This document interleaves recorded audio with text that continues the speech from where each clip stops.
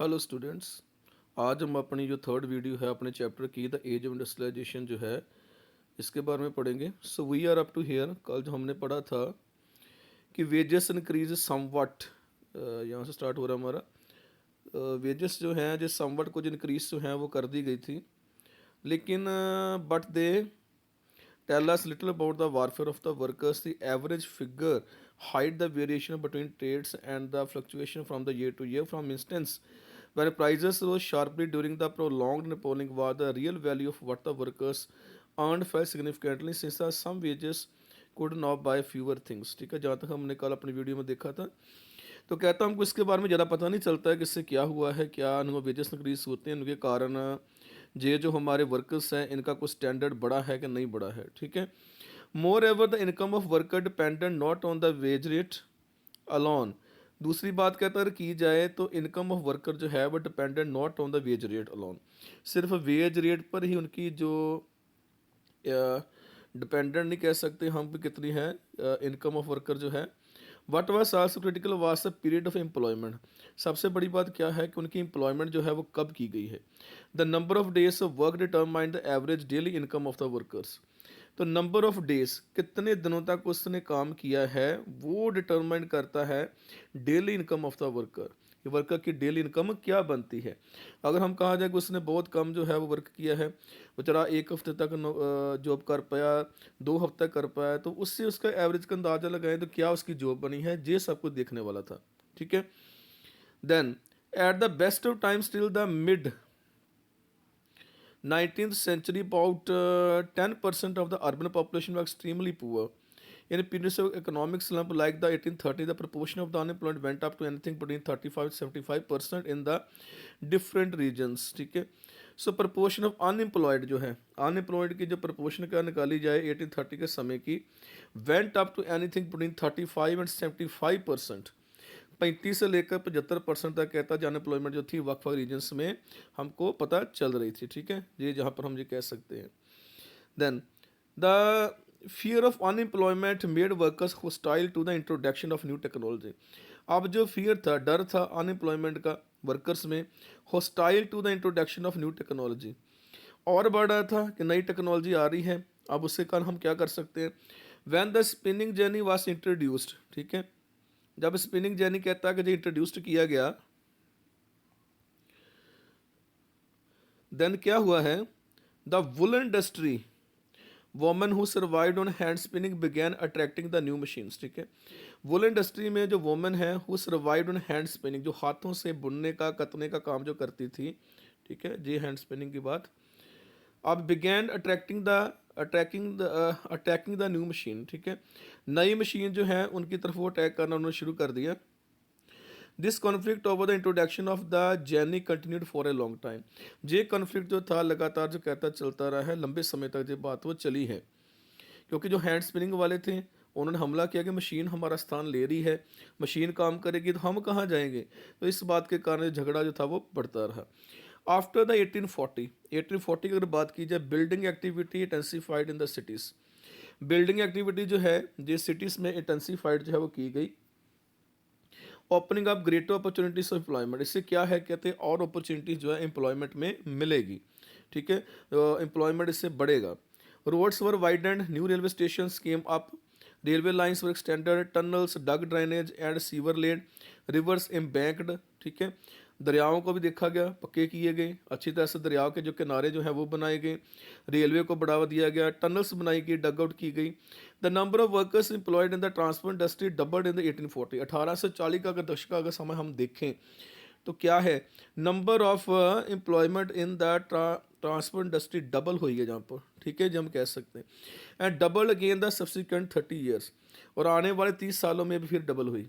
ठीक है, क्योंकि कंस्ट्रक्शन का काम बहुत ज़्यादा हो रहा है, कंस्ट्रक्शन का जो लेबर वर्क जो है उसकी काफ़ी ज़रूरत पड़ रही थी। देन आगे की बात करते हैं।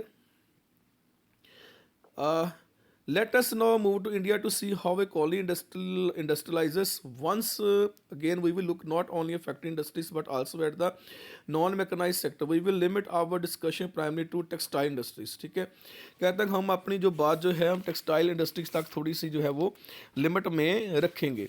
बात करेंगे हम अपने जो है इंडस्ट्रियलाइजेशन कॉलोनीज जो है वो कैसे हुई है, ठीक है, उसके बारे में हम जो कहता बात वो करेंगे।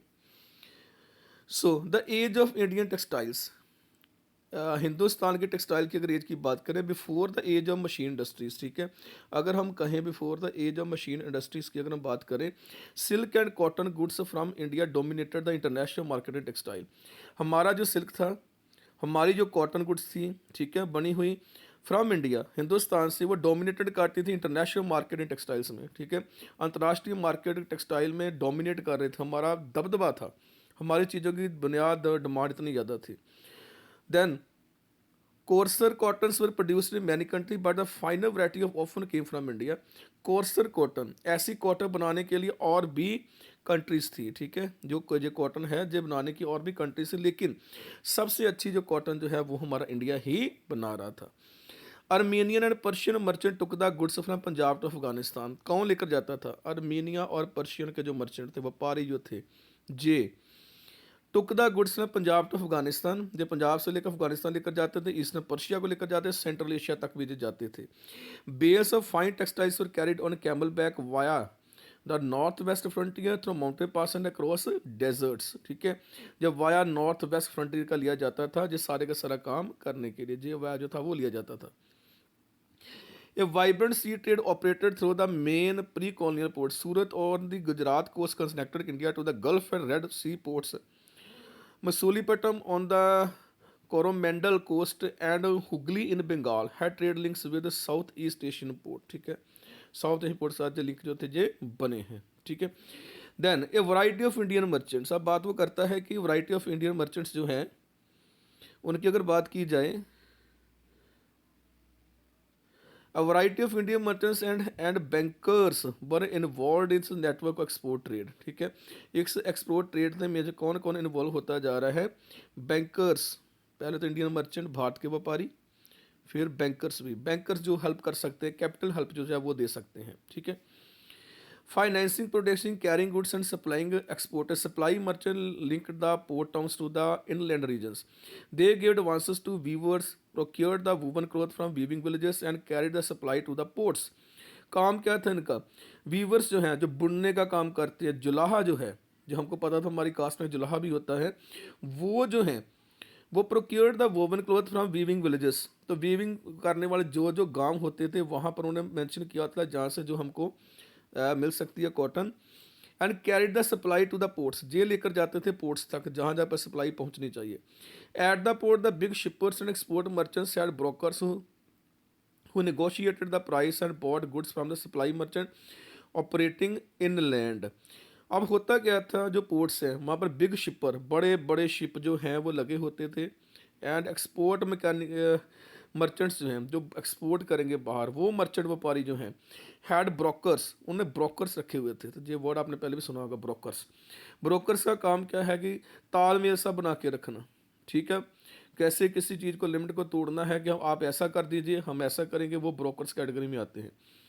जो नेगोशिएशन करते थे किस बात की थी? प्राइस एंड बॉथ गुड्स, ये कितना प्राइस होना चाहिए, कितनी गुड्स जो है वो आई हुई हैं from the supply merchant operating inland, जो सप्लाई मर्चेंट जो थे इनलैंड रीजन से जो लेकर आते थे, यानी कि विलेजेस से जो लेकर आते थे, उनके साथ जो ब्रोकर्स जो थे वो तालमेल बनाते थे, ठीक है।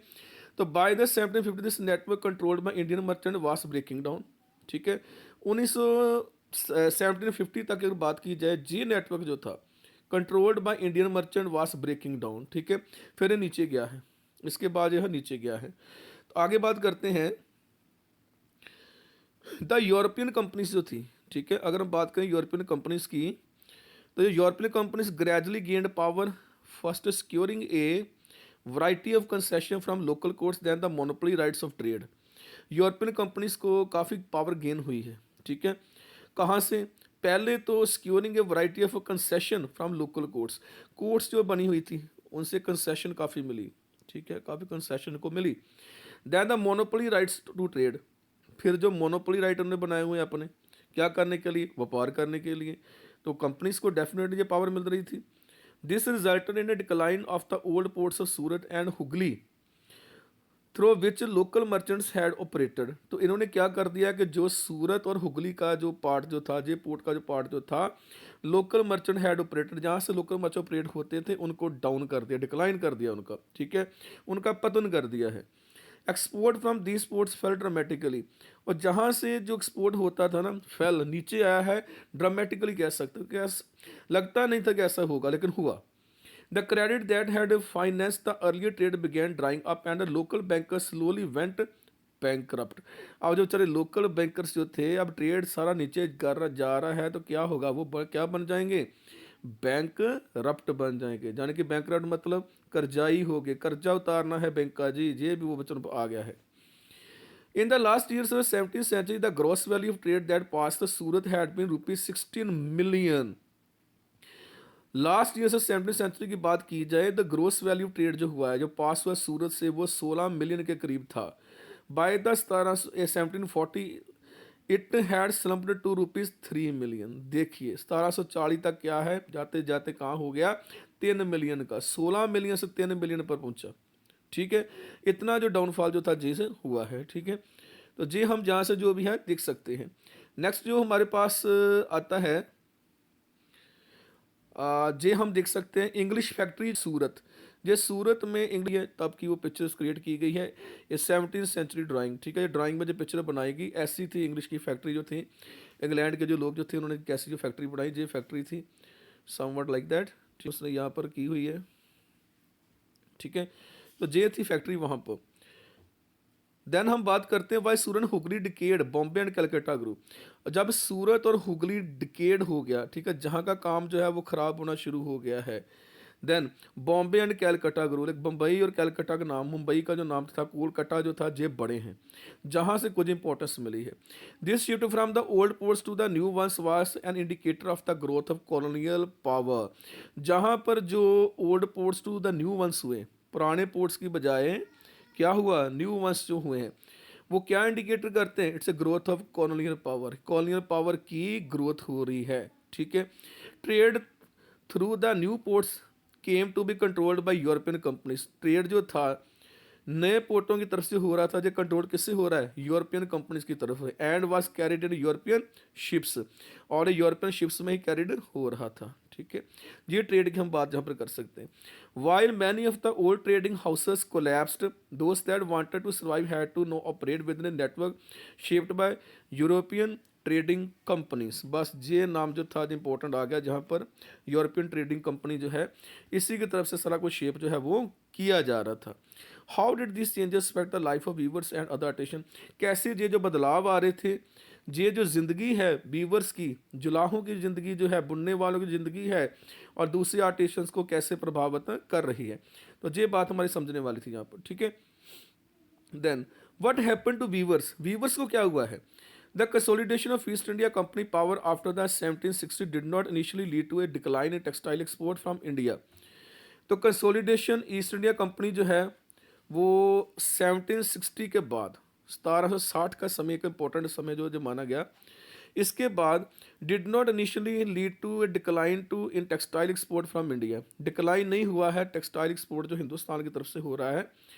British cotton industries had not yet expanded and Indian fine textiles were in great demand in Europe। अभी भी यूरोप में हिंदुस्तान की जो अच्छी टेक्सटाइल्स हैं उनकी डिमांड है, ठीक है। So the company was keen on expanding textile exports from India. तो कंपनी क्या सोचा, हिंदुस्तान से हमको जो है अपना व्यापार जो है वो एक्सपेंड करके रखना पड़ेगा, ये करना ही पड़ेगा हमको, ठीक है। तो ये बात हुई। Though before establishing political power in Bengal and Carnatic in the 1760s and 1770s, the East India Company had found it difficult to ensure a regular supply of goods for export. The French, the Dutch, and Portuguese as well as the local, ठीक है, French का नाम आ रहा है, Dutch का आ रहा है, Portuguese का नाम, ऐसे लोकल ट्रेडर्स जो थे competed in the market to secure woven cloth. So the weaver had supply merchants could bargain and try selling the produce to the best buyer। अब हो क्या गया, local traders competed in the market, जो बेचारे local traders वो बेचारे थे ना, वो कम्पीट हो रहे हैं मार्केट क्लोथ का। Weaver and supply merchants could bargain and try selling the produce to the best buyer. जो बेस्ट बायर है उसको देना है जी, ये काम शुरू हुआ, ठीक है। In in the letters back to London company official continuously explained of difficult supply and the high prices. तो बताया भी गया कि हाई प्राइजेस जो हो रहे हैं उनके बारे में कंपनी ने बात भी की, इसके लेटर हायर अथॉरिटी से ये प्रॉब्लम हमको फेस हो रही है। However once the East India Company established political power, it could assert a monopoly right to trade। तो हुआ क्या कि ईस्ट इंडिया कंपनी एक बार इस्टेब्लिश कर लिया है अपना पॉलिटिकल पावर को, it could assert a monopoly right to trade, इन्होंने ट्रेड के ऊपर अपनी मोनोपोली जो थी वो कर ली है। मोनोपोल किस पे किया है? ट्रेड के ऊपर। It proceeded to develop a system of management and control that would eliminate competition, control cost and ensure regular supplies of cotton and silk goods. This it did through a series of steps. ये सारे काम उन्होंने कैसे किए? कौन कौन से काम जो किए हैं? सिस्टम ऑफ मैनेजमेंट किया, and control that would eliminate competition, और कंट्रोल किया किस बात को? जो एलिमिनेट करता है किस चीज़ को? कंपटीशन को, ठीक है। जो एलिमिनेट करेगा किस चीज़ को? कंपटीशन को, जे वाला। कंट्रोल कोस्ट, जे वाला। And ensure regular supplies of cotton and silk goods, regular supply of cotton and silk goods की हमने करनी है। This it did through a series of steps. कौन कौन स्टेप चूज किए उन्होंने? फर्स्ट वन जो है वो हम देखेंगे, the company try to eliminate the existing traders and brokers connected with the cloth trade and establish a more direct control over the weaver. Company ने कोशिश क्या की है? एलिमिनेट कर दिया जाए, ठीक, किस चीज़ को? एग्जिस्टिंग ट्रेडर्स जो हैं एंड ब्रोकर्स हैं, जे वाले और जे वाले, connected with the cloth trade, जो कि क्लोथ ट्रेड के साथ कनेक्टेड हैं, ठीक है, इनको। And establish a more direct control over the weaver, तो सीधा बनाया जाए कंट्रोल किस पर? ठीक है, सीधा कंट्रोल किस पर बनाना है? वीवर्स पर, बुनने वालों पर, जुलाहों पर। It appointed a paid servant called the gumashta to supervise weaver. एक पेड सर्वेंट रखेंगे, ठीक है, जिसका नाम रखा है गुमास्ता, टू सुपरवाइज वीवर्स, जो वीवर्स को सुपरवाइज करेगा। कलेक्ट सप्लाई, सप्लाई कलेक्शन भी वही करेगा। मैं द क्वालिटी ऑफ क्लोथ, और कपड़े की कैसी क्वालिटी है वो भी देखेगा, ठीक है। ये फर्स्ट काम जो था ईस्ट इंडिया कंपनी ने आके जो था वो शुरू किया, ठीक है। देन सेकंड काम क्या था? It prevented company weavers from dealing with other buyers. ये प्रिवेंट करती थी कंपनी को किस बात से? कि दूसरे बायर के साथ आपने डीलिंग जो है नहीं करनी, ठीक है। वीवर्स जो हैं दूसरे बायर्स के साथ कुछ नहीं करेंगे, ठीक है। कंपनी वीवर्स जो बन चुके हैं वो डीलिंग दूसरे के साथ नहीं करेंगे। Then one way of doing this was through the system of advances. एक जो अच्छी चीज़ जो थी वो थी सिस्टम एडवांसेस के, एडवांसेस काम किया जाए। Once an order was place the weavers were given loans to purchase the raw material for the production. एक बार ऑर्डर जो प्लेस कर दिया जाता था तो वीवर्स वर गिवन लोन्स, ठीक है। वीवर्स क्या करते थे? उनको लोन जो है वो प्रोवाइड किया जाता था, ठीक है। टू परचेज क्या? The raw material for the production, ताकि वो अपने जो टास्क उनको दे दिया गया उसके जो रॉ मटेरियल उनको चाहिए उसको वो ले सके, परचेज कर सके, ठीक है। दोस्तों took loans had to hand over the cloth they produce to the gumashta. तो जो भी बनाता था, जो लोन लेता था और जो उसने काम या क्लोथ बना के दिया वो सीधे का सीधा किसको देता था? गुमास्ता को। They could not take it to any other trader, वो किसी और ट्रेडर के पास लेकर नहीं जा सकता, वो गुमास्ता को ही देगा, ठीक है, क्योंकि उनके अंदर है। As loans flowed in and the demand for fine textiles expanded weavers eagerly took the advances, ठीक है। एज लोन्स फ्लोड, इससे क्या हुआ कि लोन मिलना शुरू हुआ, and the demand for fine textiles, और फाइन टेक्सटाइल्स की जो डिमांड है वो बड़ी है।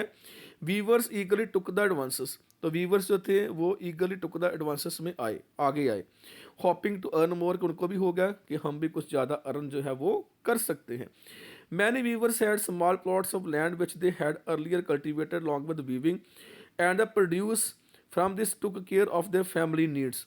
बहुत सारे जो वीवर्स जो थे उनके पास छोटे छोटे प्लॉट्स जो थे लैंड के, जो अर्ली वो कल्टीवेट करते थे वीविंग के साथ साथ, उनको कल्टीवेट भी करते चले, थोड़ा खेती बाड़ी का काम भी उसमें रिलेटेड जो था वो करते थे। And the produce